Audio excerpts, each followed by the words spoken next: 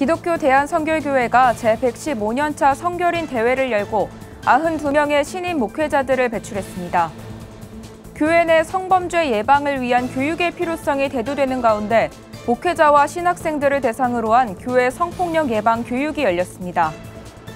의료를 통한 세계 복음화를 꿈꾸는 한국기독교의료선교협회 김명진 회장을 만나 의료선교의 방향에 대해 들어봤습니다. 한국기독교교회협의회가 올해 부활절 주제를 새롭게 열리는 길 생명의 그리스도로 정하고 17일 부활절을 기념해 새벽 예배를 드리기로 했습니다. 기독교 구호단체 사마리안 퍼스가 우크라이나 내부와 국경 인근에서 구호 활동을 펼치며 한국교회의 지속적인 관심과 기도를 요청했습니다.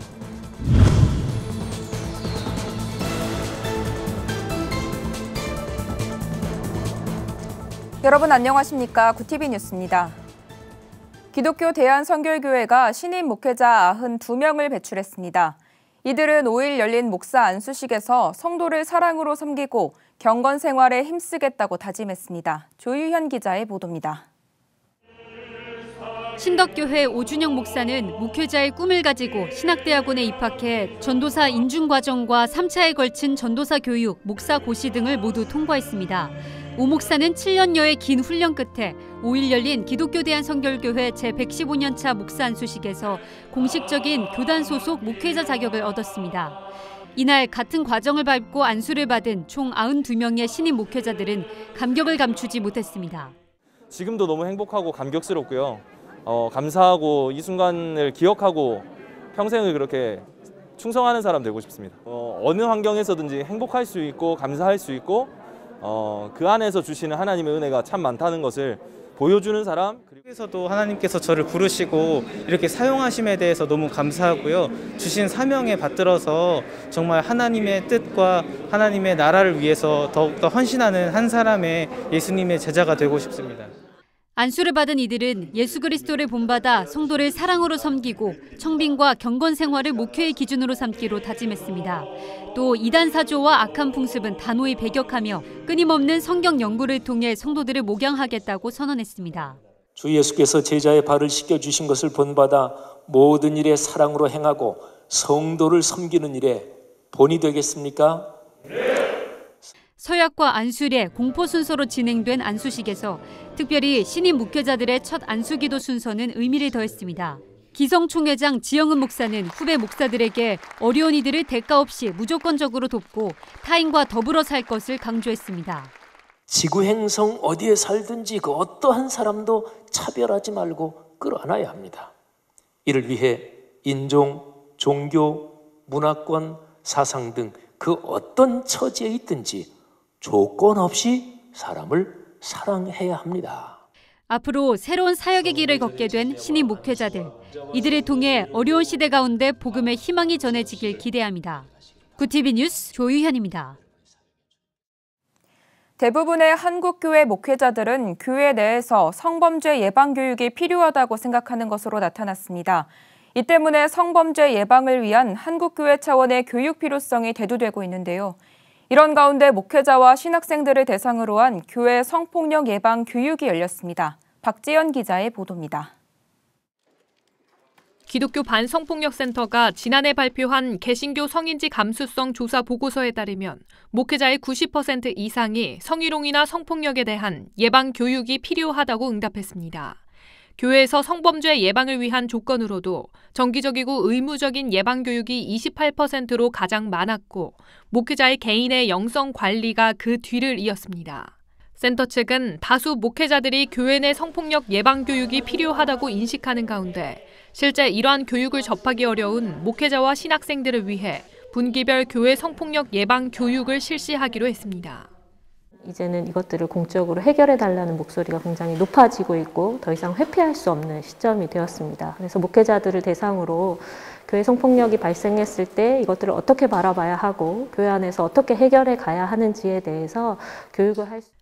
센터는 교회 성폭력 예방을 위해선 먼저 성인지 감수성에 대해 올바르게 인지하는 것이 필요하다고 강조했습니다. 성별 간 차이로 인한 일상 속 차별과 불균형을 잘 이해해야 한다는 겁니다. 또 교회 내 성폭력 문제가 발생할 시 피해가 무엇인지 정확하게 이해하고 공동체 안에서 어떻게 해결할 것인지에 대한 관점을 가져야 한다고 조언했습니다. 이를 위해 센터는 이날 실제 상황에 대처하기 위한 역할극도 마련했습니다. 내가 그 상황 안에서 직접 내가 할 수 있는 말들, 하게 될 행동들을 직접 경험해보면서 다음에 이런 상황이 일어났을 때 내가 어떻게 할 수 있을까 미리 좀 고민해보는 시간을 가질 수 있도록 저희가. 교육에 참여한 한 수강생은 이번 시간이 앞으로 목회자로서 사역을 준비하는 데 유익한 시간이 됐다는 소감을 밝혔습니다. 앞으로 현장에 나가서 본격적으로 사역하기 전에 제가 무엇이 부족한지를 좀 깨닫고 또 성차별적인 교회 문화와 그리고 이런 성폭력이 이제 언제든지 일어날 수 있는 환경에 대해서 좀 경각심을 가지기 위해서. 센터 측은 교육에 대한 수요가 높은 만큼 개교회에도 성폭력 예방 교육을 지원하는 방향을 마련하겠다는 계획입니다.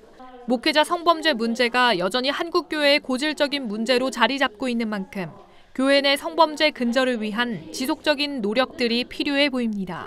굿TV 뉴스 박재현입니다. 의료 선교사들 중에는 선교 비전을 품고 병원에서 일하는 크리스천 전문인도 있습니다. 이렇게 병원에 종사하는 기독 의료인들은 의료를 통한 세계 복음화를 꿈꾸며 남다른 선교 활동을 펼치고 있는데요. 한국기독교의료선교협회 김명진 회장을 만나 의료선교에 대한 이야기를 들어봤습니다. 김민주 기자입니다. 한쪽 벽에는 세계 지도가 펼쳐져 있고 세계의 모든 민족을 제자 삼으란 성경 말씀도 함께 자리하고 있습니다. 한국기독교의료선교협회 김명진 회장의 일터입니다. 김 회장과 같이 의료선교를 꿈꾸는 이들은 지구촌 모두가 사역의 대상자입니다. 치과 전문의인 김 회장은 일터는 곧 선교 공동체이며 우리는 돌보고 하나님이 치유하신다는 신념을 갖고 33년째 병원을 운영하고 있습니다. 김 회장은 올해 초 2년 임기에 한국의선협 신임 회장에 선임됐습니다. 이제 1968년도에 설립된 굉장히 오랜 전통을 갖고 있는 현재 82개 단체가 연합돼 있는 연합체입니다. 귀하게 이 단체를 섬겨주셨던 선배님들의 그 수고와 공헌에 누가 되지 않아야 되겠다는 그런 생각으로 대학 시절 모이촌 의료봉사를 다니며 의료 선교를 결심했다는 김 회장은 선교에 대한 마음이 남다릅니다. 매년 한두 차례씩 의료 단기 선교를 떠나는 한편 운영하고 있는 병원 꼭대기층에 숙소를 마련하고 선교지에 있는 현지 크리스천 의료인들을 초청해 의료 연수의 기회를 제공하기도 합니다. 물론 교회도 개척하고 많은 믿는 제자들도 양육하고 또 그 나라의 의료의 선진화에도 굉장히 많이 기여를 하셔서 참 비교할 수가 없죠. 김명진 회장은 코로나19로 위축됐던 교회나 단체의 의료 선교가 올 가을쯤 본격적으로 재개될 거라고 전망했습니다. 그러면서 앞으로의 선교는 의료인과 지역교회, 봉사자들 간의 협력을 통해 하나님이 창조한 본 모습을 회복하는 통전적 선교로 가야 한다고 내다봤습니다.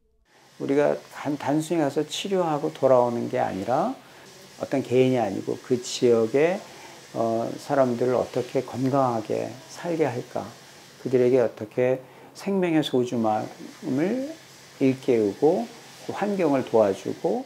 코로나19는 의료 선교사들이 선교의 본질을 다시 생각하고 새로운 전략을 짤 수 있는 기회로 작용했습니다. 의료 선교사들은 이전과는 달라진 마음으로 향후 재개될 의료 선교를 준비하고 있다고 김 회장은 전했습니다. 굿TV 뉴스 김민주입니다. 한국기독교교회협의회가 2022년 부활절 주제를 새롭게 열리는 길 생명의 그리스도로 정하고 오는 17일 서울 성북구 예담교회에서 부활절 새벽 예배를 드리기로 했습니다. 특히 교회협은 매년 부활절을 앞두고 고난주간을 마련해 사회적 약자들에 대한 연대를 이어온 만큼 올해는 장애인 이동권 투쟁 현장을 찾아 연대 활동을 벌일 예정입니다. 한편 교회협은 코로나 팬데믹 이후 생명과 희망의 지구를 위한 과제를 함께 나누는 부활절 맞이 영상도 제작해 배포할 계획입니다. 기독교 국제구호단체 사마리안 퍼스가 우크라이나 사태를 위한 지속적인 관심과 기도를 요청했습니다. 사마리안 퍼스는 우크라이나 내부에 60개 병상과 수술실 등을 구비한 긴급 모듈 병원을 운영하며 전쟁 부상자를 위한 의료 대응을 펼치고 있으며 지금까지 4만 7천여 명에게 구호 물품을 전달했습니다. 35개 한국교회도 후원에 동참해 최근 항공기에 구호 물품을 가득 채워 보내기도 했습니다. 사마리안 퍼스 회장 프랭클린 그레함은 많은 것을 잃고 고통받는 우크라이나를 계속해서 기억해달라고 호소했습니다. 글로벌 선교 방송단 김윤규 선교 기자가 보내온 소식입니다. 한국기독교 직장선교 목회자협의회가 지난달 29일 서울 남대문교회에서 직목협 11기 교육원 개강 교육을 마쳤습니다. 이번 직목협 11기 교육원은 20여 명의 수강생들이 참여한 가운데 총 5강 과정으로 개설됐습니다. 이날 직목협 대표회장 손윤탁 목사는 직장선교의 미래 전략이라는 주제로 교육원장 김윤규 목사는 직장인을 위한 365일 틈새 전도라는 주제로 강의했습니다. 이번 11기 신입교육 수료 목회자는 김현택 목사 등 6명입니다. 아신대학교 네팔 선교 연구원이 지난해에 이어 동역 교회들과 함께 오는 8일 네팔 선교의 날 기념 행사를 진행합니다. 연구원 측은 지난해 네팔의 이름에서 숫자 4와 8을 가져와 4월 8일을 네팔 선교의 날로 지정하고 네팔의 복음화에 대한 한국 교회의 관심을 촉구하고 있습니다. 연구원은 2012년 출범 이후 정기 간행 학술지 네팔 크리스천 저널을 영문으로 발간하고 구약개론을 네팔어로 출판하는 등의 활동을 이어오고 있습니다. 오늘의 이슈 포커스입니다. 대통령 집무실 용산 이전을 위한 예비비가 6일 소집되는 임시 국무회의에서 처리될 것으로 보입니다. 박경미 청와대 대변인은 5일 브리핑에서 이 같은 결정 사항을 전했습니다. 박 대변인은 특히 이 과정에서 문재인 대통령이 직접 예비비의 빠른 처리를 지시했다고 밝혔습니다. 예비비는 당선인 측이 제시한 496억 원보다는 적은 360억 원이 먼저 승인될 것으로 보입니다. 정부가 올해 5월부터 7월까지 3개월간 유류세 인하폭을 30%로 확대하고 영업용 화물차와 버스 등에는 유가연동 보조금을 3개월간 지급합니다. 5일 홍남기 부총리 겸 기획재정부 장관은 정부 세종청사에서 물가 관계 장관 회의를 열고 이같이 밝혔습니다. 이번 유류세 인하로 연비 리터당 10km를 하루 40km 주행하는 운전자는 3만 원의 유류비를 절감할 수 있습니다. 유류세 20% 인하 때와 비교하면 유류비 부담이 10,000원 줄어듭니다. 코로나19로 악화된 경기가 고소득층 위주로 회복되면서 빈부격차는 더 심화됐습니다. 신한은행이 발간한 보고서에 따르면 지난해 월 평균 소득이 늘며 경기 회복세를 보였지만 모든 계층이 회복되지 않았습니다. 지난해 월 소득 상위 40%인 5구간과 4구간은 각각 5.9%, 4.7% 늘어난 반면 1구간과 2구간은 각각 1.1%, 1.6% 감소했습니다. 이로써 상위 20% 고소득층과 하위 20% 저소득층 간 소득 격차가 최근 4년 중 가장 크게 벌어졌습니다. 코로나19의 장기화로 지난해 국내 항공유 소비가 2004년 이후 최저 수준을 기록한 것으로 나타났습니다. 한국석유공사가 운영하는 석유정보 사이트 페트로넷에 따르면 지난해 국내 항공유 소비량은 전년보다 2.6% 감소한 2,117만 배럴입니다. 이는 코로나 발생 직전인 2019년 3,883만 배럴과 비교하면 절반을 조금 넘는 수준입니다. 이슈 포커스였습니다. 굿TV 월드와이드입니다. 조 바이든 미국 대통령이 러시아의 우크라이나 민간인 학살 의혹과 관련해 푸틴 대통령을 전범 재판에 회부할 것을 촉구했습니다. 특히 우크라이나 부차 지역에서 러시아군에 의해 살해된 것으로 추정되는 수백 구의 민간인 시신이 발견된 것을 언급하며 책임을 묻겠다는 입장입니다. 이에 따라 국가 간 분쟁을 다루는 국제사법재판소나 개인의 전쟁 범죄 문제를 다루는 국제형사재판소 차원의 절차가 본격화할지 주목됩니다. 세계보건기구 WHO가 세계인 99%가 건강 기준에 미달한 공기를 마신다면서 화석연료 사용 절감을 촉구했습니다. WHO는 현지 시간 4일 세계 117개국 6천 곳의 공기질을 분석한 결과를 발표하면서 이같이 밝혔습니다. 이에 따르면 세계인 중 99%는 오염 제한 기준을 초과한 공기로 숨쉬며 폐와 혈관에 침투할 위험이 있는 입자투성이 공기를 마시기도 한다고 설명했습니다. 공기질은 특히 동남아시아와 지중해 동부, 아프리카에서 좋지 않은 것으로 나타났습니다. 테슬라 최고 경영자 일론 머스크가 소셜미디어 기업 트위터의 지분 9.2%를 취득하면서 이 회사의 최대 주주로 올라섰습니다. 미국 증권거래위원회는 현지 시간 4일 머스크가 제출한 트위터 지분 매입 내용을 공개하며 머스크가 지난달 14일 트위터 주식 약 7,350만 주를 사들였다고 밝혔습니다. 머스크의 트위터 지분은 작년 11월 최고 경영자 자리에서 물러난 트위터 창업자 잭 도시 보유의 지분의 4배가 넘습니다. 시장 전문가들은 머스크의 지분 취득에 촉각을 곤두세우며 트위터 인수 가능성에 주목하고 있습니다. 지난해 전 세계에서 판매된 전기 동력차가 전년보다 2배 이상 늘어난 것으로 조사됐습니다. 2021년 주요국 전기 동력차 보급 현황 분석을 보면 지난해 세계 자동차 판매는 공급망 불안과 코로나19 영향 등으로 4%의 완만한 성장률을 보인 반면 전기 동력차의 판매는 666만여 대로 전년보다 110.7% 증가했습니다. 이에 따라 전체 자동차 시장에서 전기 동력차가 차지하는 점유율은 재작년 3.9%에서 지난해 7.9%로 늘어났습니다. 월드와이드였습니다.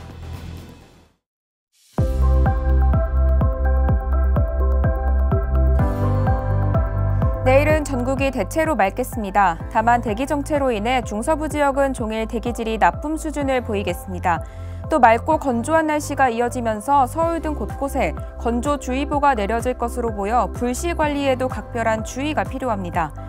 이어서 전국 날씨입니다. 내일 한낮 최고 기온은 서울 17도, 강릉 15도, 대전 19도가 예상됩니다. 남부지방은 광주 20도, 제주도는 18도까지 오르겠습니다.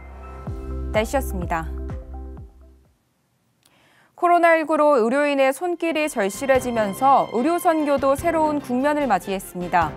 코로나 상황은 역설적으로 우리에게 새로운 선교 방법을 모색하도록 했는데요. 위기가 기회란 말처럼 새로운 시도로 선교의 활로가 개척되길 기대해봅니다. 이상으로 뉴스를 마칩니다. 오늘도 함께해 주신 여러분 고맙습니다.